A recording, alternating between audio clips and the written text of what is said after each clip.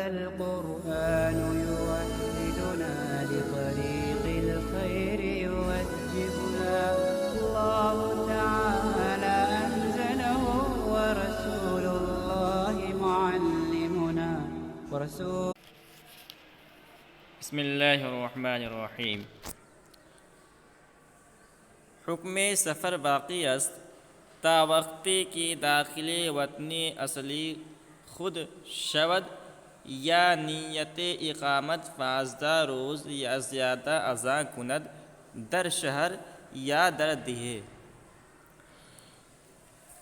تو مسافر کے نماز کے احکامات چل رہے تھے، اور اس سے پہلے ہم نے تفصیل کے ساتھ جانا کہ آدمی مسافر کب ہوتا ہے، اور جب آدمی مسافر ہو جائے تو اس کو کیسے نماز پڑھنی ہے، رباعی نماز کو کیسے پڑھے گا، ثلاثی نماز کو کیسے پڑھے گا، 2 رکعت والی نماز کو کیسے پڑھے گا۔ تفصیل کے ساتھ ہم نے بہت سارے احکامات کو جان لیا۔ اب یہاں سے کچھ اور احکامات کو بیان کر رہے ہیں۔ تو ان احکامات میں سے پہلا حکم یہ ہے، پہلا مسئلہ یہ ہے کہ جب آدمی مسافر ہو جاتا ہے، آدمی جب اپنے وطن سے نکلے، شہر کی آبادی سے باہر نکل جائے اور سفر شرعی کی نیت ہو تو آدمی مسافر ہو جاتا ہے۔ لیکن سوال یہ ہے کہ کب تک مسافر رہے گا؟ تو کہہ رہے ہیں کہ مسافر اس وقت تک رہے گا جب تک کہ 2 شکلوں میں سے کوئی ایک شکل نہ پائی جائے۔ پہلی شکل یہ ہے کہ وہ سفر مکمل کر کے اپنے اسی وطن اصلی کی طرف لوٹ آئے، اپنے گاؤں لوٹ آئے، اپنے شہر لوٹ آئے۔ تو جیسے ہی گاؤں یا شہر کے اندر داخل ہوگا، گاؤں یا شہر کی آبادی کے اندر آ جائے گا، وہ مسافر مقیم ہو جائے گا، اس کا سفر شرعی اب ختم۔ دوسری شکل یہ ہے کہ وہ ابھی اپنے وطن واپس نہیں آیا ہے، وہ سفر ہی کے اندر ہے، مگر کہیں ٹھہر گیا، اور جہاں اس نے قیام کیا ہے، جس شہر کے اندر، جس دیہات کے اندر، وہاں 15 دن یا اس سے زائد کی اقامت کی نیت کی ہے، اور وہ شہر یا گاؤں 15 دن اقامت کے لائق بھی ہے، تب وہ آدمی مسافر نہیں رہے گا، مقیم ہو جائے گا۔ اب اس کے لیے حکم یہ ہے کہ وہ 4 رکعت والی نماز کو 4 رکعت ہی پڑھے گا، اب اس کے لیے قصر جائز نہیں ہے۔ تو اسی کو بیان کر رہے ہیں، کہہ رہے ہیں حکم سفر باقی است، سفر کا حکم باقی رہتا ہے تا وقتے کے داخل وطن اصلی خود شود، یہاں تک کہ وہ اپنے اصلی وطن کے اندر داخل ہو جائے یا نیت اقامت 15 روز یا زیادہ ازاں کند در شہر یا در دیہے۔ آگے سے ترجمہ کریں گے، شہر یا دیہات میں 15 دن یا اس سے زیادہ کی اقامت کی نیت کر لے۔ اور ہم نے ایک شرط یہ بتایا کہ وہ شہر یا دیہات، گاؤں، وہ 15 دن اقامت کے لائق بھی ہو، ٹھیک ہے۔ چنانچہ کہنا ہے کہ وَنِیَّتِ اقامت در صحرا معتبر نیز، جنگل کے اندر اقامت کی نیت معتبر نہیں ہے۔ آدمی جنگل کے اندر 15 دن یا اس سے زیادہ کیسے قیام کر سکتا ہے؟ وہاں تو شیر ہوتے ہیں، زہریلے جانور ہوتے ہیں، اور وہاں کھانا پانی کا انتظام نہیں ہوتا ہے۔ تو اگر آدمی وہاں نیت بھی کر لے نا 15 دن سے زیادہ اقامت کی، تو بھی وہ آدمی مسافر کا مسافر ہی رہے گا، مقیم نہیں ہوگا۔ وَنِیَّتِ اقامت در صحرا معتبر نیز، جنگل کے اندر اقامت کی نیت معتبر نہیں ہے۔ یہ مسئلہ ہے، پورا ہو گیا۔ کہہ رہے کہ اگر کوئی آدمی ہمیشہ ہی سے جنگل کے اندر رہتا ہے، اس کا وطنی اصلی جنگل ہے، تو کیا مسئلہ ہے؟ وَکَسَانِ کہ ہمیشہ در صحرا میمانت، اور جو آدمی ہمیشہ جنگل کے اندر رہتا ہو، وجائے اقامت نمی کنند، اور اقامت کی جگہ نہ ہو،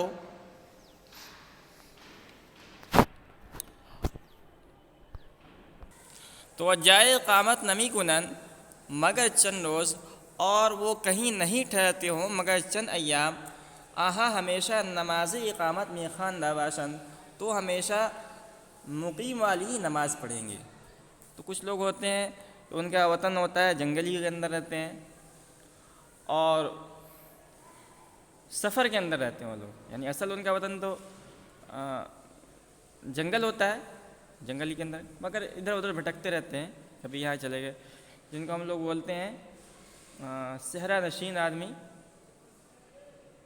تو کہہ رہے کہ وہ لوگ ہمیشہ سفر کے یعنی مقیم ہی رہیں گے، مسافر نہیں ہوں گے، مگر یہ کہ اگر انہوں نے ایک ہی بار میں یعنی برابر سفر کے اندر کا مطلب یہ ہے کہ ابھی آج 5 کلومیٹر سفر کیا، پھر دوسرے دن پھر 5 کلومیٹر کا سفر کیا، تیسرے دن پھر 10 کلومیٹر کا سفر کیا، اس طرح تھوڑا تھوڑا کر کے. تو اگر اس طرح کا وہ لوگ 100 کلومیٹر کا سفر کر لیں تو بھی وہ مقیم کے مقیم ہی رہیں گے، مگر ایک ہی دن میں وہ ایک ہی مرتبہ نیت کرے کہ نہیں آج ہمیں 48 میل کا سفر کر کے جانا ہے، تو اب وہ مسافر ہو جائیں گے. مگر وقت کے قصد کنن، مگر اس وقت جب کہ ارادہ کریں دفعتاً واحدتاً ایک ہی مرتبہ سفر چہل و ہشت کروا 48 میل کا، تو وہ مسافر ہو جائیں گے. کہہ رہے کہ مسافر کے لیے حکم تو یہی ہے کہ وہ رباعی نمازیں کے اندر اس کے لیے قصر لازم ہے، 2 رکعت پڑھے گا 4 رکعت والی نماز کو، مگر اگر امام صاحب مقیم ہے تو ان کی اقتداء میں 4 رکعت والی نماز 4 رکعت پڑھ سکتا ہے. و مسافر اگر اقتداء مقیم کنن، اور مسافر اگر مقیم کی اقتداء کر رہا ہو در وقت بروئے چہار گانا لازم شود و بعد گزشتن وقت یعنی در قضا مسافر را اقتداء صحیح نیست. تو کہہ رہے ہیں کہ در وقت کے اندر بروئے چہار گانا لازم شود، اس پر 4 رکعت نماز لازم ہوگی. تو اگر مسافر مقیم کی ابتدا کر رہا، مقیم امام صاحب ہیں، تو اب مسافر پر 4 رکعت نماز کا پڑھنا امام کی اقتداء میں ضروری ہو جائے گا، اس لیے کہ مصلی یعنی مقتدی امام کے تابع ہوتا ہے. یہ مسئلہ پورا ہو گیا. وبعد گزشتن وقت یعنی در قضا مسافر را اقتداء صحیح نیست. کہہ رہے کہ اور وقت گزرنے کے بعد، وبعد گزشتن وقت گزرنے کے بعد یعنی در قضا یعنی قضا میں مسافر را اقتداء صحیح نیست، مسافر کا مقیم کی اقتداء صحیح نہیں ہے. یعنی اگر ادا نماز کر رہا ہے تو آدمی پڑھ سکتا ہے، مسافر مقیم کے پیچھے پڑھ سکتا ہے، مگر اگر قضا نماز پڑھ رہا ہے تو اب یہ مسافر مقیم کے پیچھے اقتداء نہیں کرے، اس لیے کہ جیسی نماز قضا ہو گئی نا تو اس کے ذمے میں 2 رکعت ہی قضا لازم ہے، اور جب مقیم کے ذمے 4 رکعت قضا لازم ہے، اس لیے مسافر آدمی مقیم کی اقتداء قضا نماز کے اندر نہیں کرے گا. تو آگے ایک مسئلہ بیان کر رہے ہیں، کہتے ہیں کہ مسافر آدمی کو تو چاہیے کہ مقیم کے پیچھے ادا نماز یعنی پڑھ سکتا ہے مگر قضا نماز نہ پڑھے، ٹھیک ہے، مگر مقیم آدمی مسافر آدمی کے پیچھے ادا اور قضا دونوں نمازیں پڑھ سکتا ہے.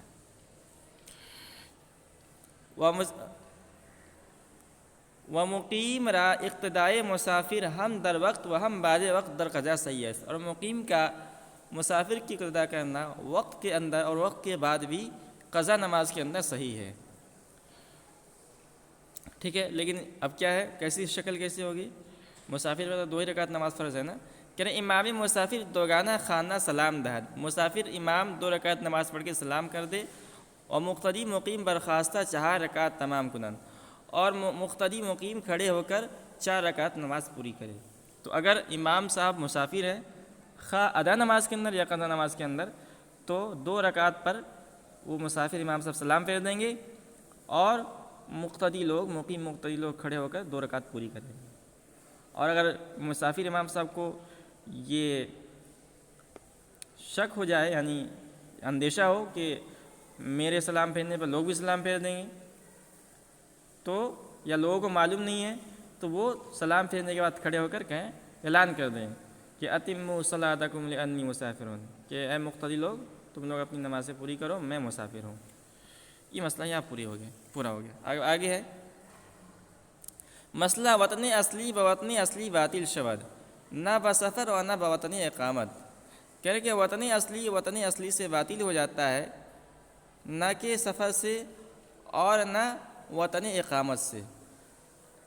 تو وطن اصلی اس وطن کو کہتے ہیں جہاں آدمی کا گھر ہو، اور وطن اقامت اس وطن کو کہتے ہیں کہ جہاں آدمی چند روز کے لیے آدمی ٹھہرا ہے، قیام کیا ہے، اس کو وطن اقامت کہتے ہیں. تو کہہ رہے ہیں کہ وطن اصلی ہی سے باطل ہوتا ہے. وطن اصلی یہ وطن اقامت سے بھی باطل نہیں ہوتا ہے اور سفر سے بھی باطل نہیں ہوتا ہے. مثلا ایک آدمی مقیم ہے، وطن اصلی کے اندر ہے، کتنی رکعت نماز پڑھے گا وہ؟ 4 رکعت والی نماز 4 رکعت پڑھے گا۔ اگر وہاں سے وہ سفر کر کے کہیں چلا گیا، سفر شرعی کیا، اور پھر واپس لوٹ آیا اپنے وطن اصلی کے اندر، تو یہاں آ کر بھی یہ وطن جو ہے اس کا وطن اصلی ہی رہے گا، 4 رکعت والی نماز 4 رکعت ہی پڑھے گا۔ یہ آدمی یہاں سے کہیں گیا، کسی دوسرے جگہ اس نے 1 مہینہ قیام کیا، 1 سال قیام کیا، تو اب 1 سال جہاں ٹھہرا ہے، جس کو وقتی طور پر جس کو اس نے اپنا وطن اقامت بنا لیا ہے، اب اس کا وطن اصلی ابھی نہیں بنا ہے۔ اب اگر پھر وہ واپس آتا ہے وہاں سے وطن اقامت سے سفر شرعی کر کے واپس آتا ہے وطن اصلی کے اندر، تو وطن اصلی کے اندر آ کر جو ہے قصر نہیں کرے گا، 4 رکعت والی نماز 4 رکعت ہی ادا کرے گا، اس لیے کہ وطن اصلی وطن اقامت سے باطل نہیں ہوتا ہے۔ کب باطل ہوگا؟ جب وہ اپنے وطن اصلی کو، اپنے گھر کو بالکل ہی چھوڑ دے اور کہیں دوسری جگہ چلا جائے، جا کر اس دوسری جگہ کو اپنا وطن بنا لے، وہیں پہ گھر بنا لے، وہیں پہ شادی کر لے، وہیں بس جائے، تو اب اس کا جو پہلا وطن ہے وطن اصلی یہ باطل ہو جائے گا۔ اب اگر یہاں آئے گا سفر شرعی کر کے تو یہاں قصر نماز پڑھے گا۔ وطن اقامت ہم بوطن اقامت باطل شود وہم بوطن اصلی وہم بسفر، مگر اس کا الٹا، یعنی وطن اقامت یہ 3 چیزوں سے باطل ہو جاتا ہے۔ وطن اقامت وطن اقامت سے بھی باطل ہو جاتا ہے، وطن اقامت وطن اصلی سے بھی باطل ہو جاتا ہے، اور وطن اقامت سفر سے بھی باطل ہو جاتا ہے۔ تو آدمی اگر کہیں 15 دن سے زائد قیام کی نیت کیا ہے، اب اگر جیسے ہی سفر شروع کرے گا وہ وطن اقامت اس کا ختم ہو گیا، کہیں دوسری جگہ اس نے جو ہے جا کر قیام کر لیا تو پہلا والا وطن اقامت ختم ہو گیا۔ اب اگر پھر وہاں سے پھر سفر کر کے آتا ہے، سفر شرعی کر کے پہلے وطن اقامت میں آتا ہے، تو وہاں وہ قصر نماز پڑھے گا، ٹھیک ہے۔ اسی طرح وطن اقامت چھوڑ کر اپنے گھر آ گیا، وطن اصلی میں آ گیا تو وہ وطن اقامت ختم ہو گیا، اب پھر اپنے وطن اصلی سے سفر کر کے وہاں وطن اقامت میں جائے گا تو وہ وہاں پر قصر کرے گا، ٹھیک ہے۔ امید ہے مسئلہ سمجھ میں آ گیا آپ کو۔ آگے ہے کہ فائتہ حضر را در سفر 4 گانا گزارد، کہہ رہے ہیں کہ فائتہ حضر 2 لفظ ہے، حضر سفر۔ حضر سے مراد یہ ہے کہ آدمی جو وطن اصلی کے اندر رہ کر نماز ادا کی ہے اس نے قضا کیا ہے، اور سفر سے مراد ہے سفر کی حالت میں۔ تو فائتہ حضر را در سفر 4 گانا گزارد، کہہ رہے ہیں گھر کی چھوٹی ہوئی نماز سفر میں 4 رکعت ادا کرے گا۔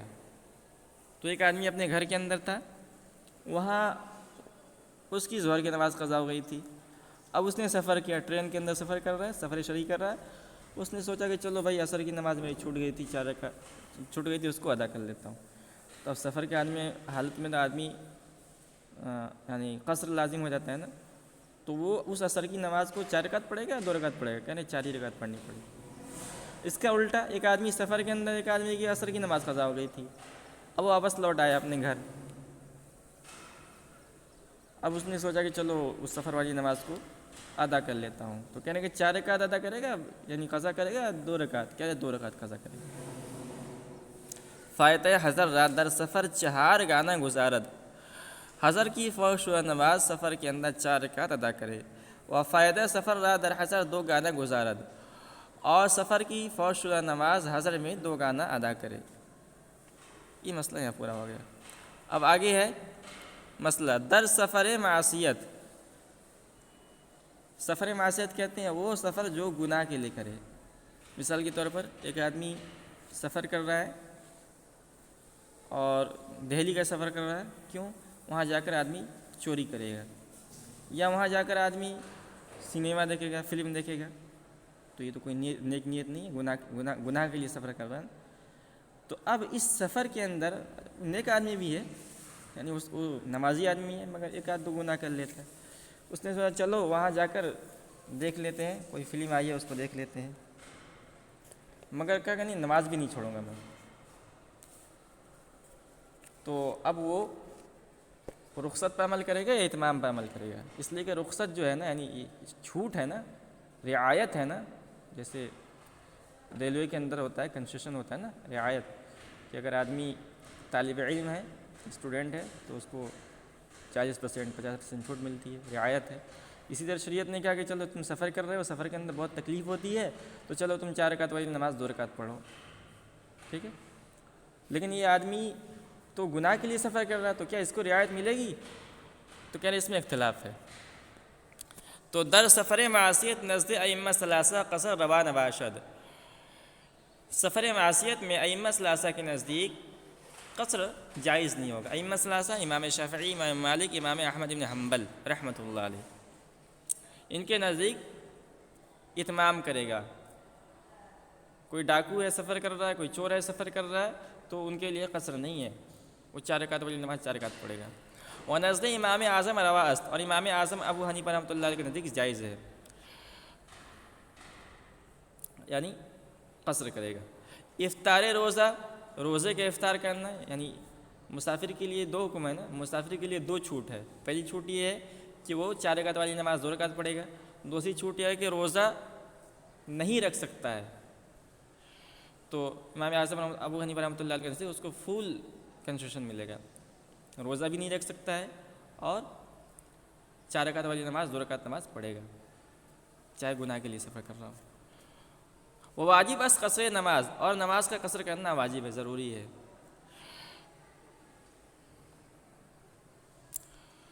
آگے مسئلہ در نیت اقامت و سفر نیت مطبوع معتبر است۔ تو کہہ رہے ہیں کہ مثال کے طور پر میاں بھی یہ سفر کر رہے ہیں، اب دہلی پہنچے، شوہر نے ارادہ کیا کہ میں 20 دن ٹھہروں گا، بیوی نے ارادہ کیا نہیں 10 دن ٹھہروں گی میں، تو کہہ رہے کہ اب بتاؤ کون مسافر ہوگا کون مقیم ہے؟ دونوں مسافر ہو جائیں گے، دونوں مقیم ہو جائیں گے۔ کہہ رہے ہیں کہ اس میں اقامت میں جو متبوع ہوتا ہے، جس کی اتباع کی جاتی ہے، جو ہیڈ ہوتا ہے، جو امیر ہوتا ہے، اس کی نیت معتبر ہوتی ہے۔ تو شوہر چونکہ میاں بیوی میں شوہر متبوع ہے، اس کی اطاعت کی جاتی ہے، اس لیے وہ اگر اقامت کی نیت کرتا ہے تو اس کی اقامت کی نیت معتبر ہوگی، اور اگر وہ سفر کی نیت کرتا ہے تو اس کی سفر کی نیت معتبر ہوگی، بیوی کی نیت معتبر نہیں۔ اسی طرح امیر کی نیت، اسی طرح اگر طلباء اساتذہ کے ساتھ سفر کر رہے ہیں تو اساتذہ کی نیت۔ در نیت اقامت و سفر نیت مطبوع معتبر است، اقامت کی نیت میں اور سفر کی نیت میں مطبوع کی نیت معتبر ہے، یعنی امیر و سید و شوہر، یعنی امیر لوگوں میں اور سید سردار لوگوں میں، اور شوہر میاں بیوی بچوں میں، نہ نیت تابع، نہ کہ تابع کی نیت، یعنی لشکر، یعنی فوجی، و عبد اور غلام، و زوجہ اور بیوی۔ تو یہ مسافر کی نماز کے احکام تھے، اس کو ہم نے تفصیل کے ساتھ پڑھ لیا۔ اب اگلے سبق کے اندر ہم انشاءاللہ نماز جمعہ کے احکام کو پڑھیں گے۔